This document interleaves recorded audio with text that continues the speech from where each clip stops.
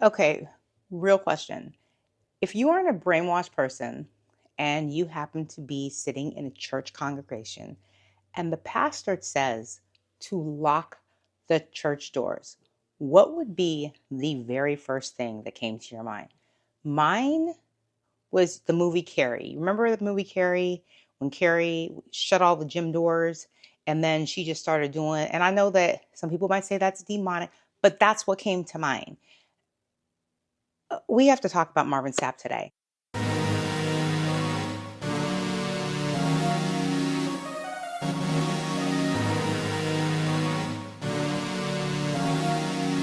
Okay, so I saw this video last night and I didn't know if I wanted to touch this on my channel, but I am a Christian. I prayed about it and I still have feelings about it. I'm going to show you this video of Marvin Sapp and then we're going to discuss it. Then we can discuss what our thoughts are about it. This by no means is a bash towards people who go to church every Sunday. I don't have a church home. I have not had a church home in a while. Being in the military, I have moved a lot and I have not had a church home. I do have a relationship with God, and that's between me and God, and we're going to leave that right there. Let's watch this video. There's 1,000 of you. I said close them doors. Ushers, close the doors. Close the doors. Close the doors. We all gonna leave together. Y'all ain't going no place but to the restaurant. There's 1,000 of you tonight, and those that are watching, it's 1,000 that's watching online. This is a small seed. If I get 1,000 online to give this, if I get 1,000 in the sanctuary to give this, that's $40,000 tonight. I'm challenging each of you all down here to give a $20 seed. I just think $20 is a lot of money. $20, believe it or not, when my late wife Melinda P. Sapp was alive, was a good date. I could take her to the movies, buy a box of popcorn, get one soda, 2 straws. I wasn't cheap, that's swag. Okay, this is the problem that I think where this struck a nerve for me is that I watched my grandmother who passed away not last January, but the January before. I watched her as a kid watch Jimmy, is his name Jimmy Baker and Tammy Faye Baker. And my grandmother would, that's all that would be on, on her TV. It would only be pastors. It would only be, she took me to church with her. We paid tithes and we did everything. My grandmother was living off of Social Security for a long time after she quit working, and because she couldn't work, she was too old. And at one point, I remember telling my mom, I was like, Mom, she can't live by herself anymore. My grandmother thought she was doing well, but she wasn't. And my parents do pretty well. And I was like, you got to move her in with you guys. So my parents moved my grandmother in, which she fought against. But I used to send my grandmother money because I knew she was living off of Social Security and she couldn't work anymore. And my mom used to take her groceries or whatever. When my parents went to clean out her apartment, we found all kinds of checks that she was sending to these pastors. And then when we looked at her phone bills, we noticed that like these weird numbers were calling her. And it was these pastors in these different churches that would have prayer lines that were charging her for prayers. And the thing about my grandmother, she was such a sweet person. She was having them pray over me, my mom, my daughter, my brother, my father, who was her son-in-law. She was having them pray over them, but these people on the other end, I feel like they attack the elderly. I feel like they attack the elderly and they come for the elderly because they know that the elderly are vulnerable.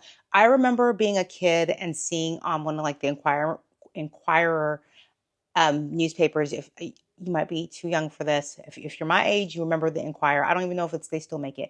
And I remember them raiding Tammy Faye and Jim Baker's house because they had laundered all this money and they had like stole from the congregation. I remember it was the first time I heard that a dog had an air conditioning in their doghouse. Like this was the 80s. Like their dog had an AC unit in the doghouse. And this Marvin Sapp, excuse me, this Marvin Sapp situation, the situation brought me like it just really brought back a lot of memories, just me looking at all the money that my grandmother poured into this congregation. And if you would have saw the way my grandmother was living, the congregation never poured back into her. You know what I'm saying? So it really hit a nerve with me how, Marvin Sapp said in this video, oh, you guys got $20. All you're gonna do is go out to eat. How does he know? I pulled up his net worth. His net worth says 4 million. I don't care if it's 3 million. I don't care if it's in real life 5 million. I don't care if it's 1 million. He is taking advantage of these people. If you don't agree with that, that is absolutely fine. I do believe that if you go to church that you should tithe. If you do not go to church, I feel like there are other ways that you can give money and you can support and you can still be a good person.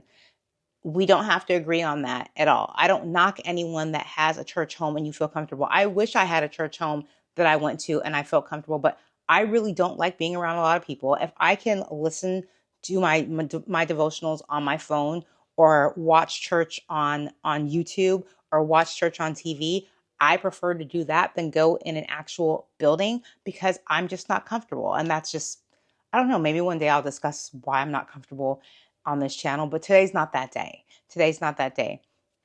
To lock the doors and say, I need you to give this and give that and give the other. What if somebody was giving their last $20? And we can play devil's advocate and someone say, well, maybe the church has like a food kitchen or something where they can do.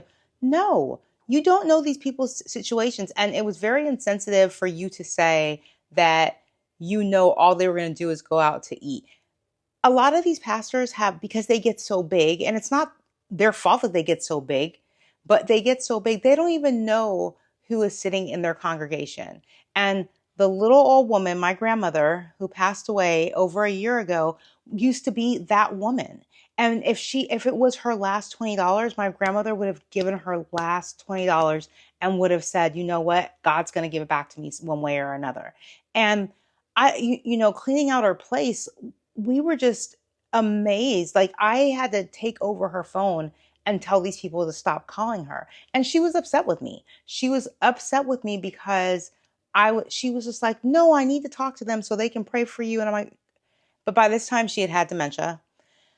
Nothing that I said really mattered. She was set in her ways, and God rest her soul. She ended up leaving this world thinking that, we were just against her trying to do good. And we honestly were just trying to protect her. Like she was a monthly basis sending money to these groups. And like I said, looking around at her place, nobody was doing anything for her. And we finally had to step in, and she lived with my mom probably the last, I want to say 3-4 years of her life. But this Marvin Sapp video really upset me because I'm just like, you might have elderly people that are buying into this. And if you looked at all the people that were behind him, some of them even look leery when he said lock the church doors, but they still started digging in their pockets. And I don't know.